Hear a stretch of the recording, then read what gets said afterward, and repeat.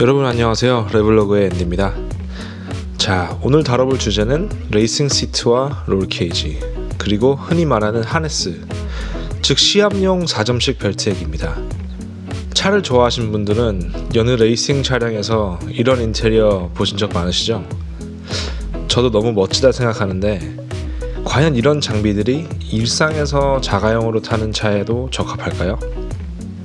자, 일단 결론부터 말씀드리면요, 이런 유형의 장비들이 달려있는 차량은 동승도 위험하다는 걸 꼭 아셨으면 해요. 이유는 굉장히 간단합니다. 이런 장비들은 헬멧과 한스 디바이스라는 걸 착용했다고 가정하기 때문이죠. 하지만 평소 운전하실 때 헬멧이랑 한스 안 끼시죠? 끼고 다니신다면 차 타고 인정해드릴게요. 자, 이 두 가지를 안 낀 상태라면 안전장치 시스템이 깨지는 건데요, 왜 이 두 가지가 빠지면 위험한지, 그리고 왜 레이싱 장비들을 매일 공도에서 타는 자가용에 장착하고 다니시면 위험한지 쉬운 그림으로 설명해 드릴게요. 통상적으로 일단 요즘 차들은 에어백이 의자에도 많이 들어가죠. 그러니까 의자를 바꾼다는 건 사실 에어백 하나를 없애는 거랑 같은 겁니다. 이건 개인의 선택이니까 제가 뭐라 할 건 아니고요. 먼저 제일 많이 튜닝하시는 레이싱 시트부터 볼게요. 우리가 타는 자가용은 요즘 거의 다 3점식 벨트입니다. 하지만 레이싱 시트는 아까 말씀드렸던 4점식 이상이죠, 보통. 그래서 대부분의 레이싱 시트는 일단 3점식 벨트 버클이 뚫고 들어올 수 있는 구멍 위치가 너무 높아요. 이게 왜 큰 문제냐면요, 양옆 사이드 볼스터가 많이 높죠. 레이싱 시트는 아무래도 사람을 지지하는 데 충실한 놈이라.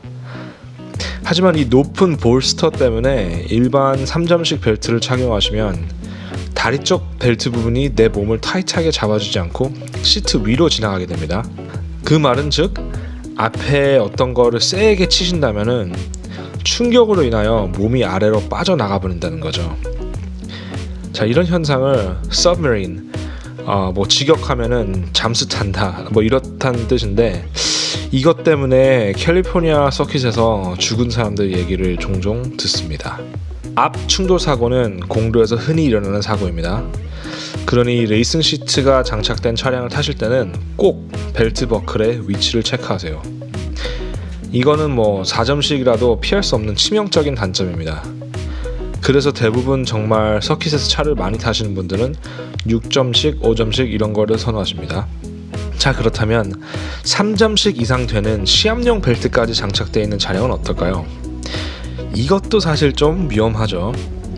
예를 들어 레이싱 시트에 6점씩 벨트를 공도에서 타신다고 칠게요. 자, 만약에 운이 안 좋아서 뒤에서 누가 쿵 박거나 앞에 갔다가 쿵 박아요. 충분히 흔한 일이죠, 이것도 공도에서는. 근데 문제는 내 몸이 꽉 고정돼 있어요. 그렇죠? 3점씩 이상의 벨트가 몸을 고정하고 있으니까. 하지만 내 목은 어떨까요? 네, 목은 자유자재로 돌아다녀요, 몸이랑 별개로. 이런 상황에선 목이 엄청난 쇼크를 받겠죠.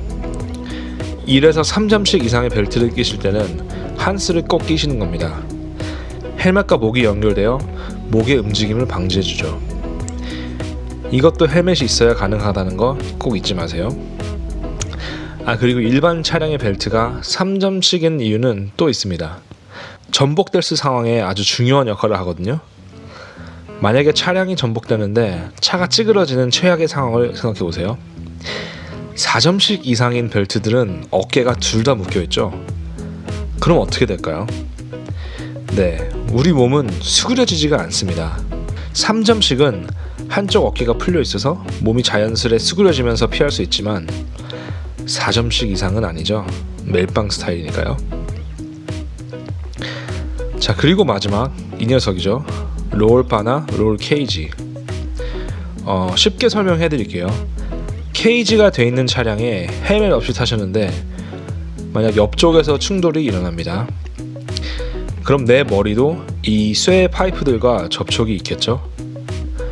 어떤 이들은 파이프를 폼 같은 걸로 감싸기도 하지만 애초에 이런 장애물들이 없는 게 머리에 훨씬 더 안전하겠죠? 전복됐을 때 머리가 땅에 닿을 수도 있는 컨버터블 차량이 아니시라면 굳이 케이지가 필요할까? 라는 생각은 꼭 해보세요. 특히 공도에서 더 많이 타는 차량이라면. 자, 오늘은 레이싱 안전장치들을 살펴봤어요. 생각보다 위험한 요소가 많죠. 저도 지금 타고 있는 차량을 서킷에서 타기 위해 어쩔 수 없이 시트를 바꾸는데요. 이 시트는 레카로사에서 나오는 폴 포지션 ABE 버전이에요.